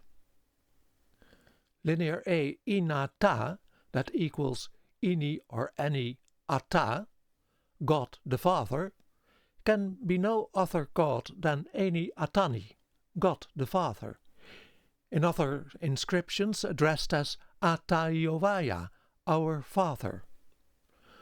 Hurrian Atai, Ata Father, can be written with or without honorific I. In the context of the request to Ini Atta, God the Father, on libation table IOZA6 from Juchtas, Shiga may well refer to Teshub's thunderbolt, so id ud I shika may be translated as please do not strike your thunderbolt, or possibly your magic wand. Linear A inata IOZA6 is written as one notion, since the N of Eni or Ini, God, is part of syllabic sign Na. By joining Ini Ata to one notion Inata, the scribe had the advantage that he had to incise one syllabic sign less. Incidentally, for those who have had any doubt about my interpretation of Ataiovaya as our Father in Minoan Hurrian, the last spark of doubt may vanish into thin air thanks to occurrence of the contracted linear A form inata, representing Ini or any Ata, God the Father, on the onyx bowl from the peak sanctuary of Mount Juchtas. Since both epithets refer to Teshub, their occurrence in the same religious context in the same peak sanctuary can't be accidental. The linear A sequences read from right to left, Utinu, word divider, Ina Idami, word divider, IOZA 11.2 from Juchtas, Ushtinu, Ina or Anna, Idami or Idavi, bring it, childbirth, forth, O gods of Ida. Corroborate the evidence once more. Since we can now fully understand the content of linear A inscription IOZA 6, it is also possible to review and, if necessary, to change the order of sequences and their syntax. Louis Godard and Jean-Pierre Olivier, Recueil des inscriptions en linéaire A, Volume 5, Paris, 1985, and Jacques Raison and Maurice Pope, Corpus transnuméré du linéaire A, Louvain 1994, couldn't be sure where the continuous inscription of 20 signs incised in one circular line, with only 3 word dividers, actually started. They chose the following order of sequences of IOZA6.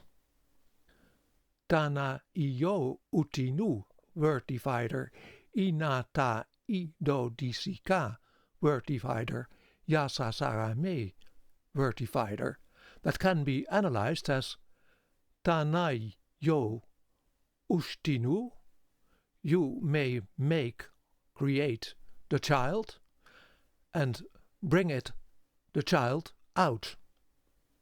Or tanai yo ustinu, let he make or create the child, and bring childbirth forth. Inata idot isika, O God the Father, do not strike your thunderbolt. Ya arsa sarame, as well as Ya, the boy, Arsha, he, may, is like the King of Gods. In episodes 2 and 3 of this podcast series, I have extensively discussed Linear A Asasarame and Yasasarame as poetic epithets of the Hurrian god Sharuma, son of Teshub and his wife Gebat. We have also observed that the epithets of the Holy Trinity, Teshub, Gebat and Sharuma, are always mentioned in the order of importance, if all three gods appear. So Ataiovaya, our Father, is always mentioned at the beginning of an inscription. Consequently, it is most likely that Ini Atta, God the Father, also stands at the beginning of IOZA6. So I propose to change the order of sequences and to start the inscription with Inata Ido Disika, word divider, Yasasarame, word divider, Tana Iyo Utinu. Ini Ata, Idut Isika, Ya Arsha Sharame, Tana Yo Ustinu. O God the Father, do not strike your thunderbolt, as well as the boy Sharuma, he is like the King of Gods. You may create the child, and bring childbirth forth. In this way, the prayers to Teshub and Sharuma start with their respective epithets, Inata and Ya Arsha Sarame, in the absolutive vocative, followed by the prayer specifically applicable to each god.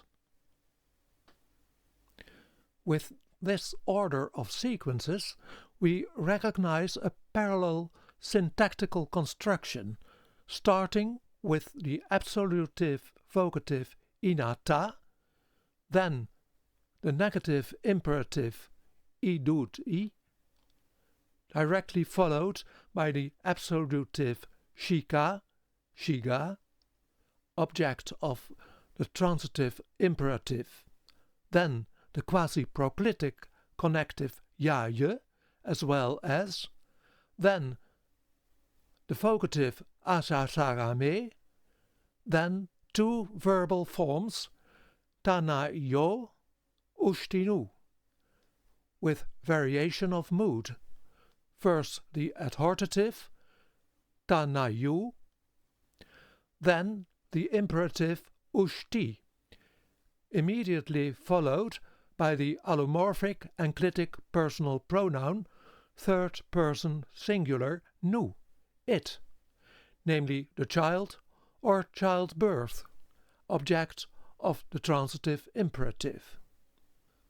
This syntactical construction reminds us of the parallel order of sequences in the Linear A inscription TLZA1 on a marble ladle from Trullos, extensively discussed in episode 3.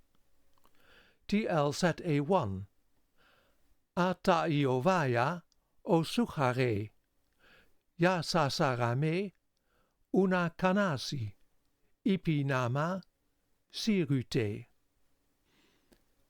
O our Father, bring life, as well as Asasarame, the boy Sharuma. He is like the king of gods. Bring childhood, childbirth, and let it come rapidly. Treat us merciful, O Teshub.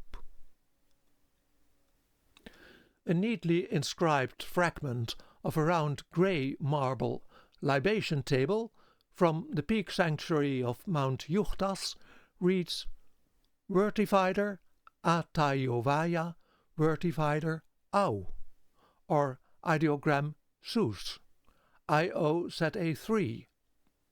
The date of the inscription is probably Middle Minoan 3 to Late Minoan 1.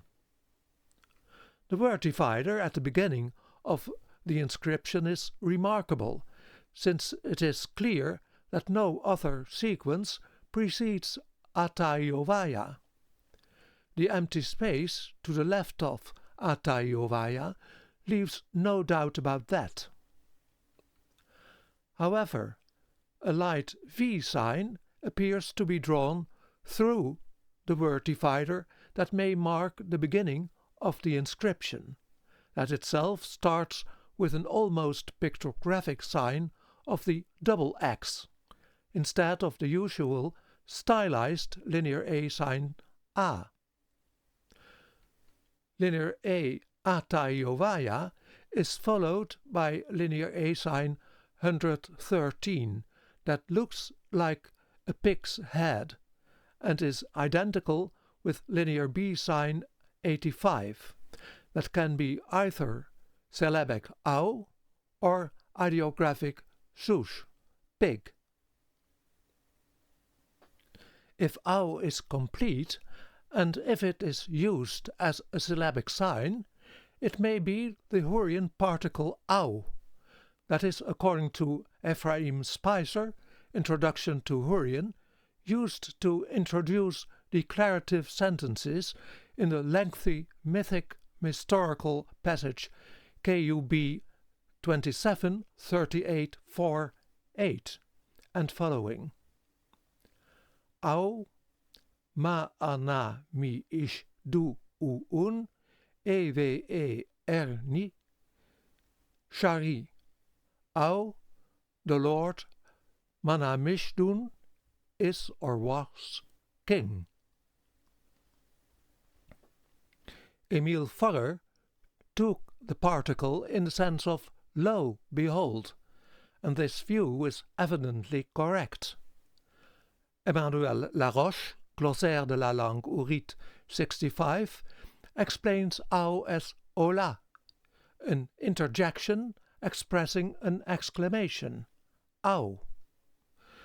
Such an expression may well fit in a linear A libation formula addressed to our Father.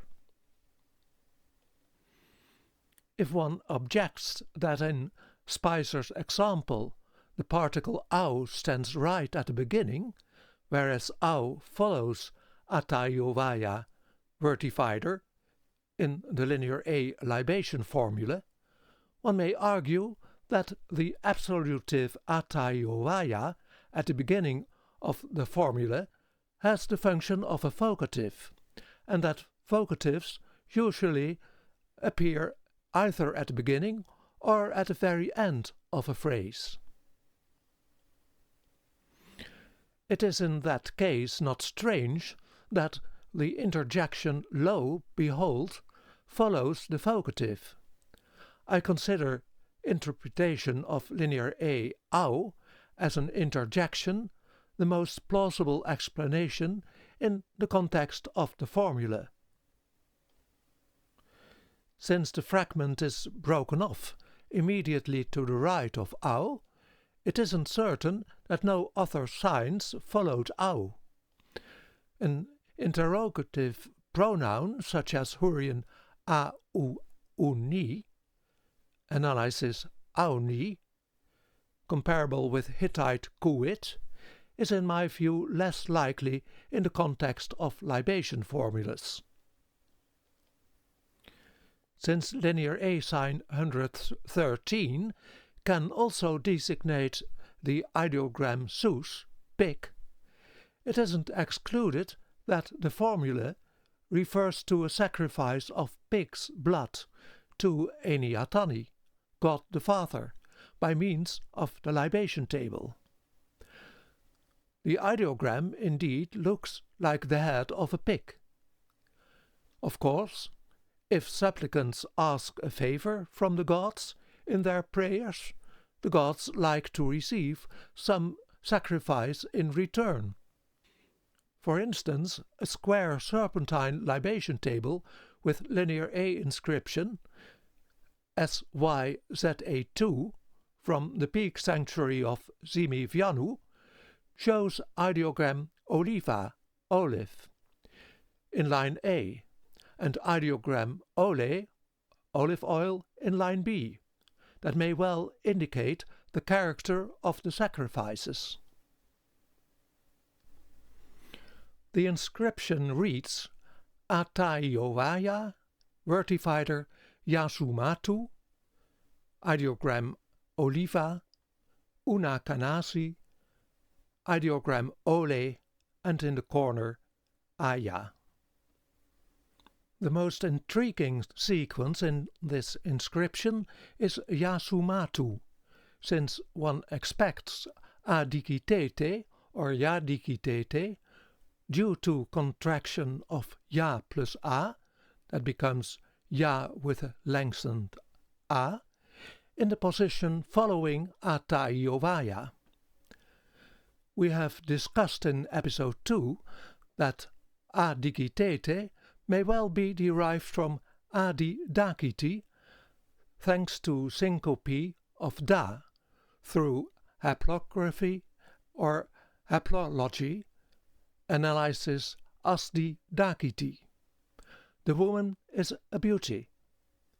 Known from a Linear A inscription KNZC62, written with a reed pen in black sepia ink on the interior of a Middle Minoan III clay cup from the palace of Knossos. Obviously, this epithet of Gebat emphasized her beauty. If we assume that Linear A Yasumatu is also an epithet of Gebat, the question is which characteristic may be described by that epithet. There are many variants of Hurrian ashte, ashti, ashtu, and even ashta, woman. We also find atza, atze, atzi, atzu, and even atte, atti, attu. See Thomas Richter, VHN, Wiesbaden 2016. The forms ashta and atza are not very common, and can sometimes be explained as the essive case of ashte, ashti, and atze, atzi. But Gernot Wilhelm has explained that the existence of a stems has to be assumed for the cases where an essive form is unlikely. In that case, ashta and atza are treated as forms indicating kinship or congeniality, like Shena, brother, Ela, sister, Shala, daughter, Atta, father, or Attai with honorific E, Nera, mother, Mena or Mina, twin. To avoid confusion with Hurrian Atta, Attai, father, a hypothetic A-stem Atta, woman, is inconceivable. The Minoan Hurrian forms of ashte, ashti, written with Linear A, often show allophonic voicing of the dental, D. And since a sibilant S or Z preceding an occlusive is not expressed in linear A and B, the linear A form is usually AD as a result. In my Hurrian interpretation of linear A AD, I assume that the sibilant is also voiced under influence of the voiced D, so that Minoan Hurrian AD is the result. With regard to the ending of Yasumatu, it is often assumed that forms in U are influenced by Akkadian nominatives in U or But since final consonants are not expressed in linear A and B, it is conceivable that the second element of the Hurrian epithet in question was matun, analysis maton, madon, shortened form of maduna, madonna, wise, or maduni, madoni.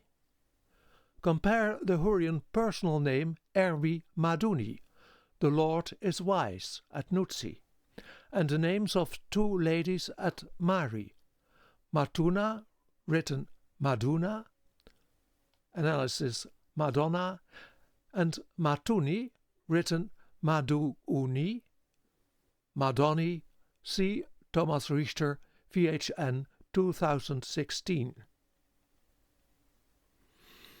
In Hurrian cuneiform, voiced consonants are usually indicated by single writing, whereas voicelessness is indicated by double writing. So a single T or D reflects a D, and double T or D reflects a T. I propose to analyze Yasumatu as Hurrian Ya plus Atsumaton, as well as the woman is wise. That becomes the wise woman. This is actually the first time that I bring this new interpretation of linear A Yasumatu to the fore. It had not yet been included in the series of 8 paperbacks on the decipherment of Minoan Linear A in Spark 2022, nor in the 2 e-books in Spark 2023. Emmanuel Laroche mentioned that Mahdi is sometimes provided with a divine determinative. He considered the dental in Mahdi, wisdom, intelligence, wise, clever, exclusively voiced. But in more recent literature, one realizes that forms such as mat with voiceless T exist as well, especially at Bokatskale. Moreover, the root mad, mat, is also verbal, transitive to make, wise, bright, intelligent, and intransitive to be wise, intelligent. Pierre Purves' Nutsi personal names regarded names such as Madip Teshup, analysis Madip Teshup, as evidence for use of mad as a verbal element in personal names. He and Ephraim Spicer interpreted the suffix b as a verbal root complement, but thanks to the Hurrian Hittite bilingual Kirense, it could be proved that the suffix b represents the Old Hurrian marker of the subject of the verb third person singular. So the sentence name Matip Teshup can be translated Teshup he makes, made, the child wise, bright. And Mat Teshup from Mad Teshup at Nutsi and Ugarit, and hypochoristic Mateia from Mad Teia at Nutsi make the child wise, O Teshup. The root mat in the latter names marks the athematic imperative. Teshup Madi, written Te Shup Mati, probably contains nominal madi as second onomastic element.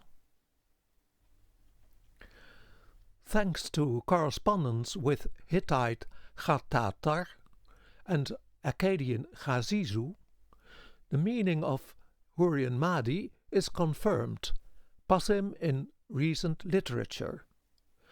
Derivation of Hurrian Madi from Old Indian Mati is no longer assumed.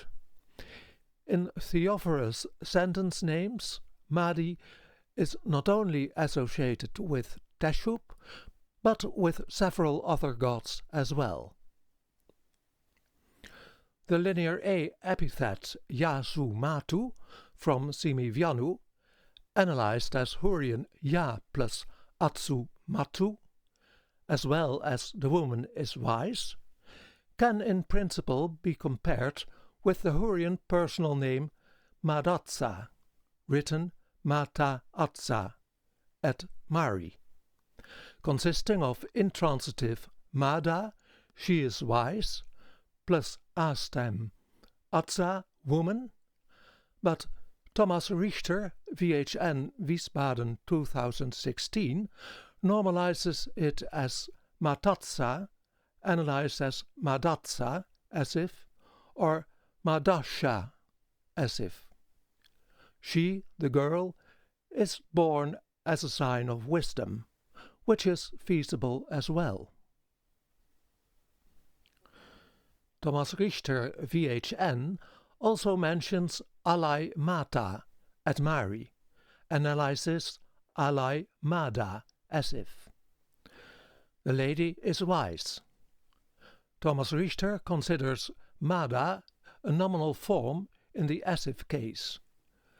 But although most verbal elements in personal sentence names occur as first element, there are exceptions, so that Mada can also represent the intransitive verbal form she is wise. In this case, the translation remains the same anyway. Remarkably, whether Mada is here nominal or verbal, the personal name Alai Mata is semantically very close to the Linear A epithet of Gebat, Atsu Matu. As mentioned before, Alai lady and Alani the lady are both epithets of Gebat. The Linear A scribes may have chosen the forms Adi and Azu for the epithets of Gebat instead of Alai or Alani, because Hurrian Ashdi and Atsu mean not only woman but also wife, and Alai lady or Alani the lady is Teshub's wife. An advantage was that they needed to write one syllabic sign less than for writing Alai or Alani. It is significant that the religious texts from the Minoan peak sanctuaries are as Hurrian as the administrative accounting tablets from the Minoan palaces and villas, that mainly consist of lists of Hurrian personal names. The Hurrian one-word personal name, Madi, is attested 5 or 6 times at Ayatriada and possibly once at Phaistos. It is disputed whether the tablet with Heraklion Museum inventory number 1609, that was for some time in the possession of a private person, comes from Ayatriada or Phaistos. Jacques Raison and Maurice Pope have classified it as HT 170 and Louis Godard and Jean-Pierre Olivier as PH 31. The frequency of the name probably indicates that Madi was an important person at Ayatriada, or that there were more persons with the same name. Unfortunately, we don't know his or their position or function. Mahdi also occurs as a Hurrian one-word name at Alalach. See Anne Drafcorn, Hurrians and Hurrian at Alalach. The personal name Madu occurs at Nutsi. See Ignis Galp, Nutsi personal names. Hurrian and Minoan Mahdi can be interpreted as a nominal E stem, Mahdi, wisdom, wise, or as a verbal one-word name, Mahdi, make the child wise, O God. It is significant that the masculine personal name Mahdi occurs twice in the Linear B texts from Knossos. It confirms identification of the same sequence as a personal name in the Linear A texts from Ayatriada. It is also useful that Mahdi is recognized as a pre-Greek name in Linear B. See C.J. Ruig, Études sur la grammaire et le vocabulaire du grec mycénien, Amsterdam, 1967. If we accept that the Linear A personal name Madati, PK17 from Palaicastro, occurring in a list of Hurrian personal names, can be analyzed as Madashti, the form can be interpreted as imperative. Make the child wise, bright, O God. It consists of the root mad plus the Old Hurrian root extension asht plus the marker of transitivity e. This interpretation is possible because s preceding an occlusive is not expressed in consonant clusters according to the orthographic conventions of Linear A and B. Since final n is not expressed in Linear A, an analysis as madashtin is also possible. Make him, her, namely the child, wise, bright, O God. With the enclitic personal pronoun third person singular n, shortened form of na or ni, indicating the object of a transitive verb. It is significant that the verbal root mad, combined with the root extension asht, is attested at Hatusha, modern Bogatskale, and Ugarit, modern Rosh Shamra. In this case, the root extension is asht, but Ilse Wegner, Introduction, explains that the vowel in this root extension is usually adapted to the vowel of the root.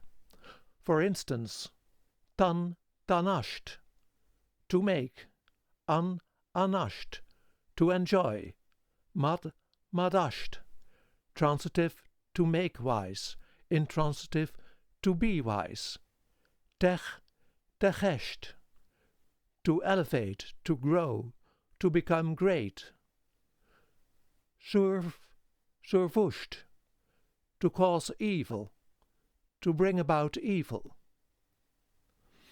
There are indications that this Old Hurrian root extension expresses the end or result of an action. For instance, pa asht he built, he has built. Attested in the Hurrian Hittite bilingual Kirense, KBO 32, 14, backside 35, and in the oldest Hurrian texts, the Tish Atal inscription, line 6 from Urkesh, modern Tel Mozan.